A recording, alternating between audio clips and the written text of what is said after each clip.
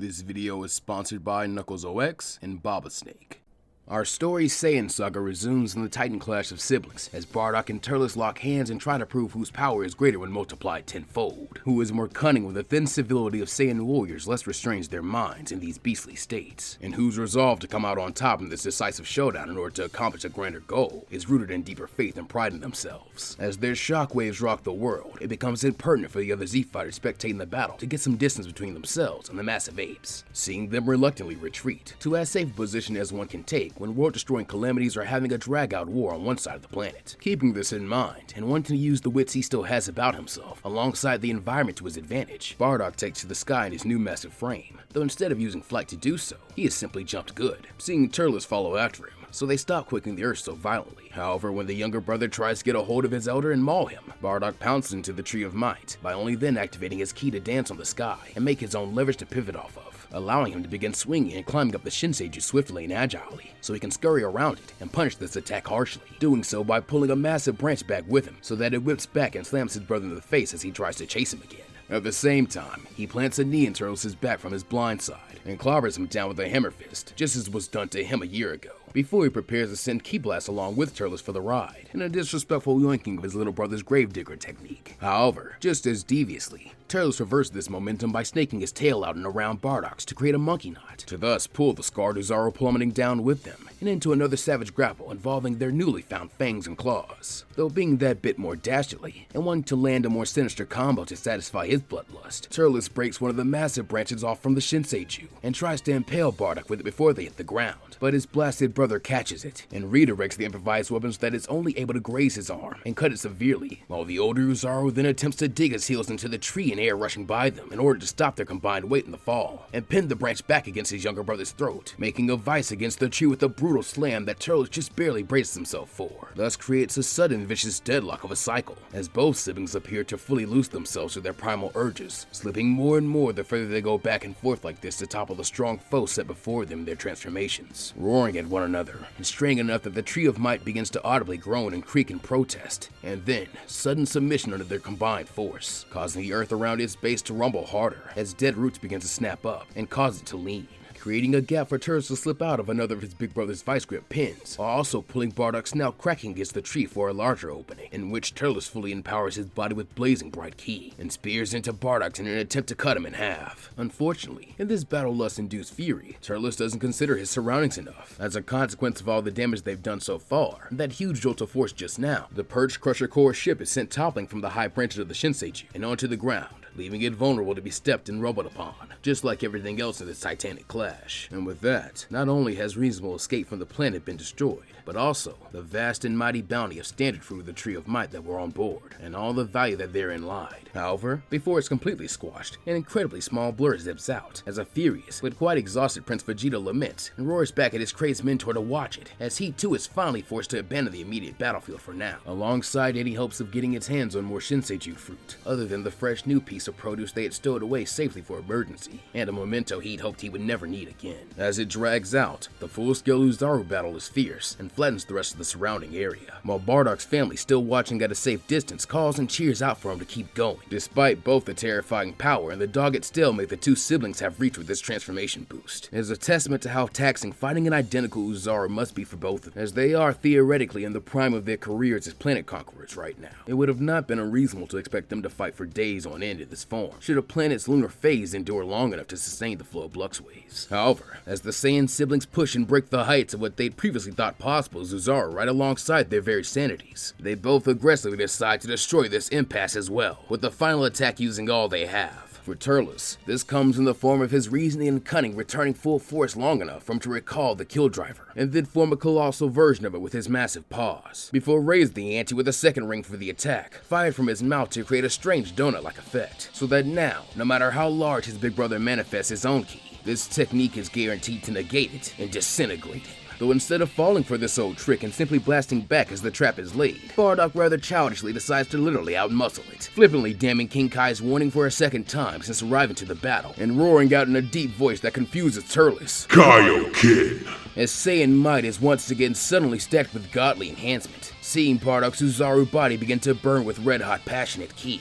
allowing him to stretch arms swollen with mighty monkey muscle out, catching the super kill driver and completely negating it instead. Before, far more impressively, the older Saiyan demonstrates a strange opposing serenity and clarity of mind with his final attack compared to Turles', as he smoothly manipulates and redirects that energy through squeezing and rotating the ki ring into a densely packed and intensely volatile super final spirit cannon, which Bardock stomps his massive foot into the earth to launch at Turles with deadly might. However, just as quickly as this amazing power comes, so too does an incredible shock of pain, at a level he's once again never known before, as his muscles and even tail are suddenly racked with spasms that cause Bardock's Uzaru form and focus to waver, giving Turles yet another chance for a cunning action, though showing the same baffling reliance on childish bratty tricks they used to use against each other in Planet Vegeta as Bardock. Turles adopts an anything you can do I can do better mentality, and so tries to push the orb of ki back, despite it immediately beginning to detonate on impact, fracturing the bones in his arms, while the fur begins to burn away. But this is just the kind of mortal danger a monster like Turles needs to wager his shoddily mastered ki sense and animal instincts, as he begins copying a motion he's seen Vegeta pull off enough times in order to exert his own ki and will over Bardock's this time, as this attack and their combined ki is once again shifted in nature and form,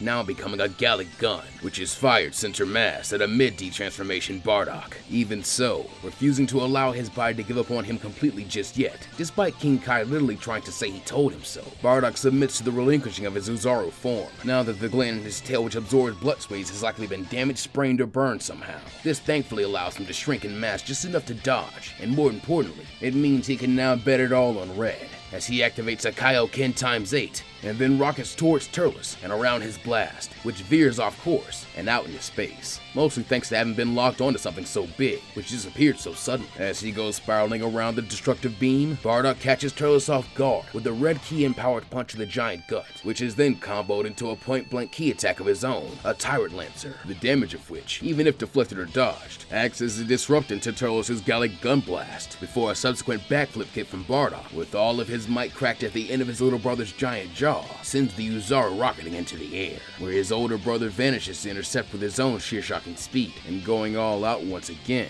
stacks the spirit of the Saiyans on with his power whilst flying down to meet Turles and deliver a fateful final blow directly to the base of his brother's spine and tail. The resulting volatile impact of Bardock's seemingly pure ki smashing against Turles' malevolent energy causes an explosion big enough to blow Bardock away and obscure both fighters despite the sheer size of one of them. But in the midst of who the unclear victor is, the rumbling of the earth, now fully rejuvenated and returned to its natural state, begins to subside, giving some onlookers of the fight the courage to return to the battlefield proper to survey the results, with the dust and debris slowly fading away as the day wears on in a steady conveyance of how long this battle has dragged out already. Some of the first to really get clear looks at what became of the Saiyan warriors are Goku and Vegeta, having safely stowed away King Piccolo's egg and gotten what they needed out of the Crusher Corps' ship respectively, but both appear equally shocked and amazed to see that the mentor and figure they for so long viewed as the absolute strongest is still standing, alongside the current adversary in bid for that title. Both Turles and Bardock, haggard and on the verge of collapse though they may be, are somehow still on their feet and attempting to decide the battle by whose back hits the ground first, due to a weaker will and constitution in their current stare-down.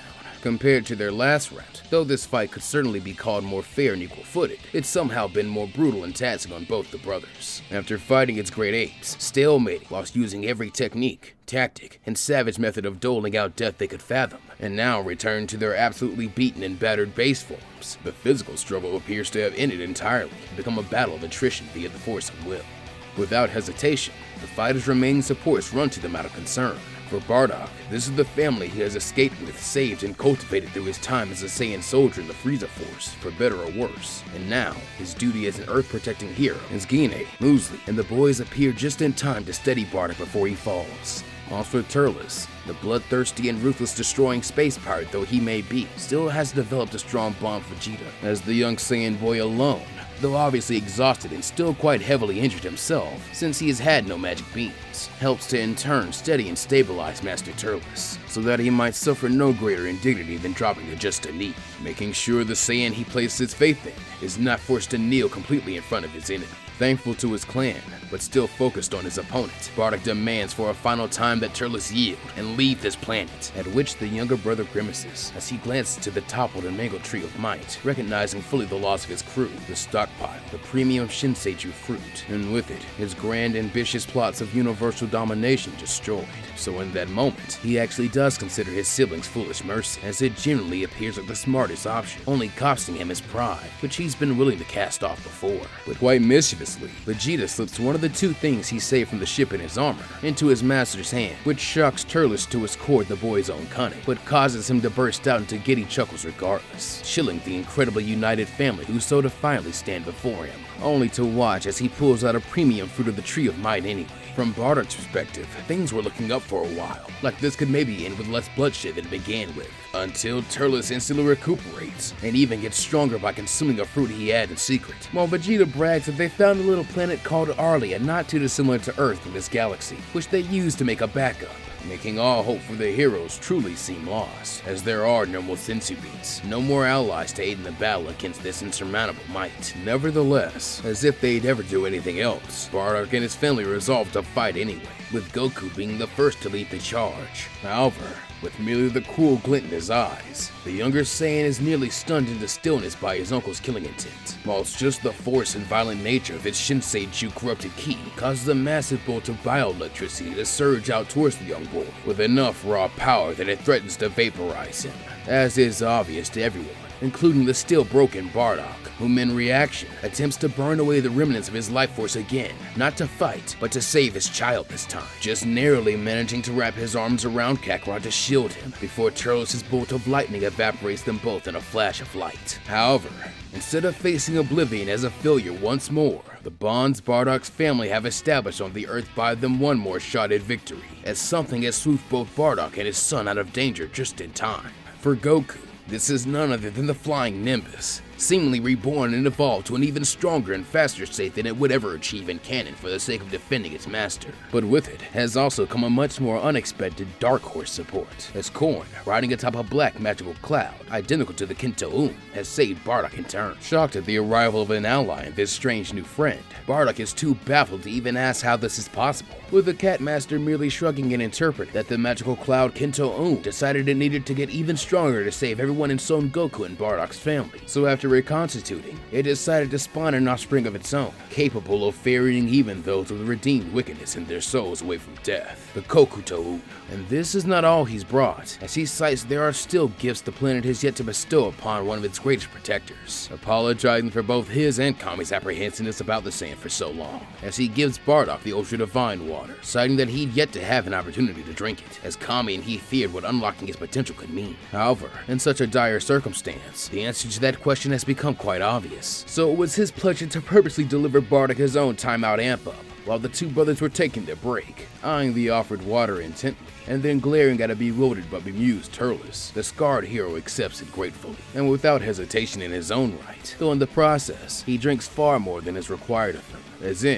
in, he empties out the entire bottle to push his body and potential to and beyond the brink. Subsequently, Bardock appears to keel over, while going completely green at the gills, with it not being clear if this is a result of the poisonous and painful effects of the sketchily named Super God Water, guarded by some strange entity calling itself Darkness, located in some cave of darkness here on Earth. If this reaction is thanks to the backlash of going against King Kai's warnings to not mix the spirit of the Saiyans with the Kaio-ken, the near attempt to reactivate the suicidal dead man's gamble technique he used against Turles in their first fight, or possibly just a combination of all these things. But Bardock seems surely down for the count now, a development that seems to suddenly perturb and upset Turles to no end, as he threatens to skin the stupid cat, ending his fun right when things were about to hit the big messy climax. However, the guardian of the gateway to the lookout chides the Saiyan marauder to be patient, citing that his brother isn't dead just yet, and things were already looking like their side had a chance of winning, which was less than 1%. Though he would have suggested the guy drink less, why not go all in on one more 50-50 coin flip? Bardock either survives the Ultra Divine Water and gets back up to fight again, or Turles ends the fight for good now and destroys the Earth. That was always supposed to be the bet after all. The guy just needs a few hours to pull through. The scarred Saiyan warrior just needs a few hours to pull through.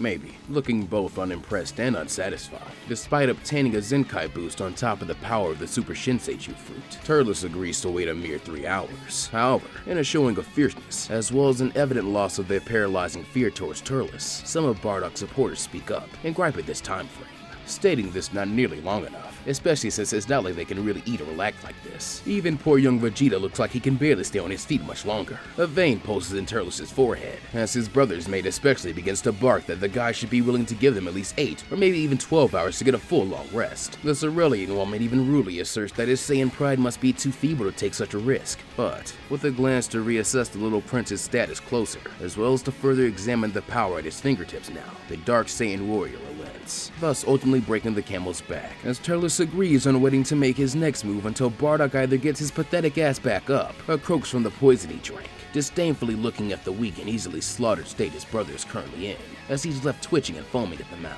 Quite obviously, as was warned, is the cost of the consumption of the water. Enduring great pain is a part of the bargain, but getting over it quickly is a surprise boon of Bardock's Saiyan constitution, since Turles' original estimate is proven the closer bet, as a mere 4 hours passes before Bardock too stands back up, looking as good, if not better than new, and even quipping about being surprised that there's no hangover, having obtained some form of awakening in his own right, as he immediately squares off with Turles for the last round of their fight, which is now set to become even fiercer and more heated than ever, since their ki flaring alone is so big and bright that daylight need not come for their clash to continue into its final stretch. However, at the level the duo have now grown to, it's extremely hard to keep track, as the battle resumes with both combatants moving at wild speeds, even compared to what they were pulling off beforehand, simply appearing as a set of lights the same color as their auras, which bash and crash into one another endlessly. Wanting the fight as high off the ground as manageable as to minimize damaging him, Bardock focuses on using his greater experience, speed, and power to knock his baby brother just to the edge of space, while Turles ferociously tries to push back against Bardock with the extreme savageness as they try and push completely through him wherever they might fight. However, he all too quickly realized that even now, as they seemingly have both recuperated and equalized again in achieving new zeniths of power most Saiyans could only dream of, be they elites or not, Bardock was still somehow moving at even more overwhelmingly fast speeds, pulling off blitzes and blindsiding attacks which forced Turles to stay on his toes. And also once again, it's only upon just barely adapting to the battle that he realizes how his brother is doing this. He's swapping between those red and white key techniques of his, extremely smoothly and almost instantaneously, using the spirit of the Saiyans when he needs to defend and invade in order to try and rejuvenate his strength and vitality, by using that of his Zunuruzaru to try and restore his stamina again.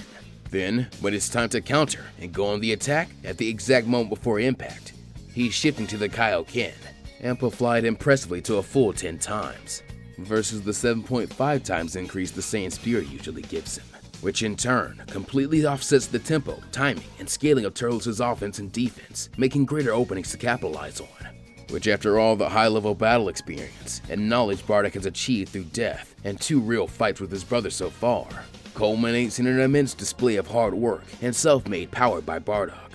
But even with the tables seemingly turned completely, Turles begins to apply resiliency, tenacity, and astounding depth of its Saiyan pride,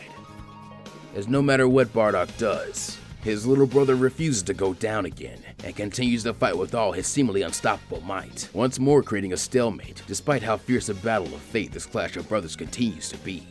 though they continue to fight at near imperceptible speed to those weaker than them.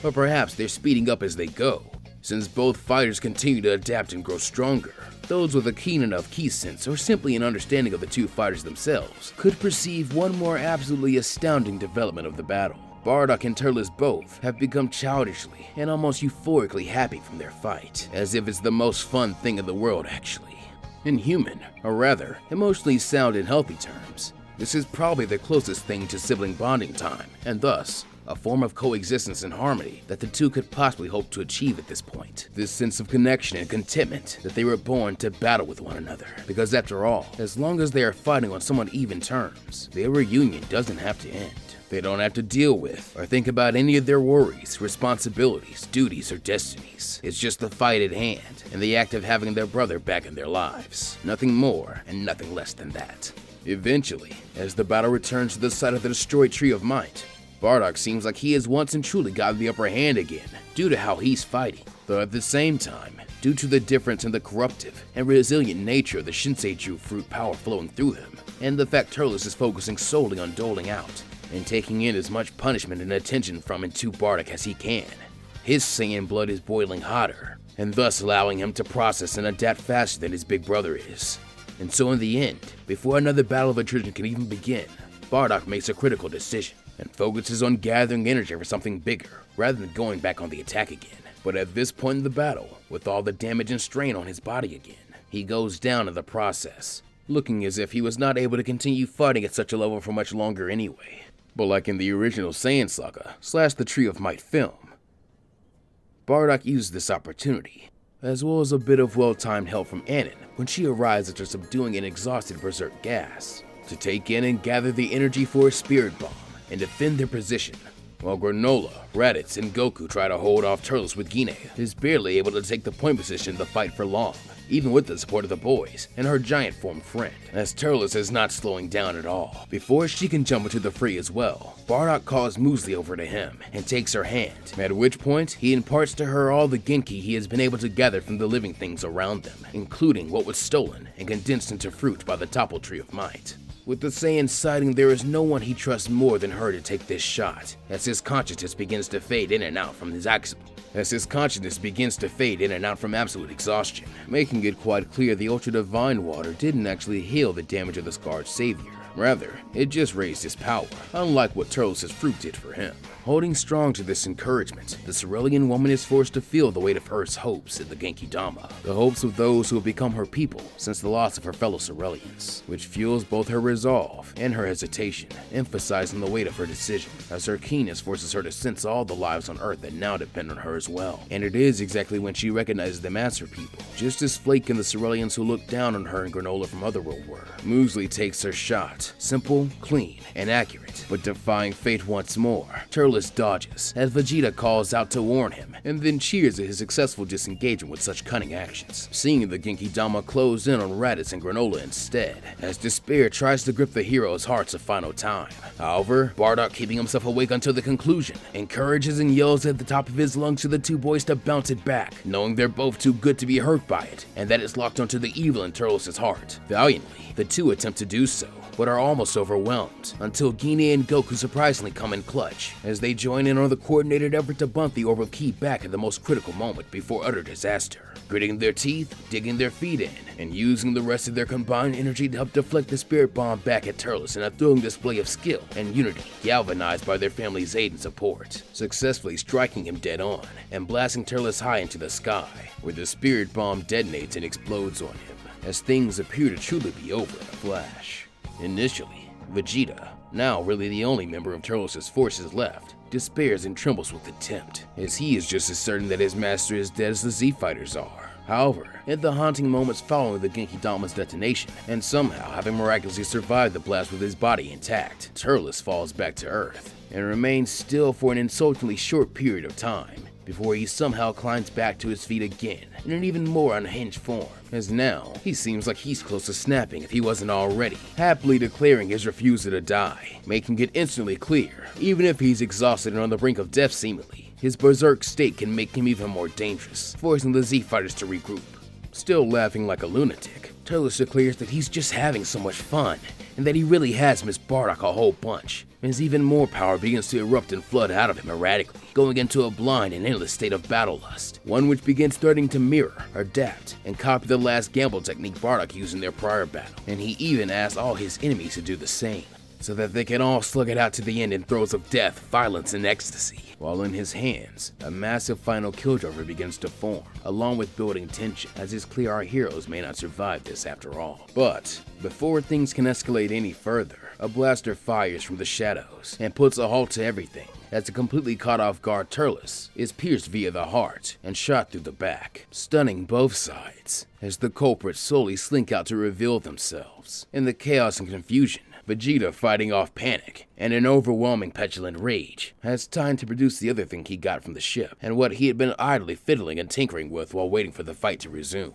The formerly broken bits of an old scouter he kept just in case, and now must desperately try to use in order to send out an SOS call. At the same time, the culprit who shot Turles is revealed to be none other than Alec and the rest of the Heater crew he leads, emerging as a seemingly new threat, and surprising both sides even further, as the lines of friend and foe have been muddied by the Heater boss, who simpers that Turles disappoints him. He thought he had found a partner, but in the end, he's just another mad dog that needs to be brought to heel. In that moment, as the heater's words ring out, Turles lays dying on the ground, his life force and power slipping away to leave only his rage and longing, as it feels like an eternity passes. Whether a mere 2 moments, 2 minutes, hours, days, or weeks have passed is almost hard to tell. But somehow, in a testament to the seeming devil's luck which protects Turles, Vegeta's SOS call miraculously bears its own fruit, allowing Vegeta to spend the rest of his own power kicking up a smokescreen and rescuing his master before he dies at the feet of Elec and Bardock by grabbing Turles and jumping into a Frieza Force attack pod which is sent to their location without any room for hesitation. Unsure of the consequences of this miracle though he may be,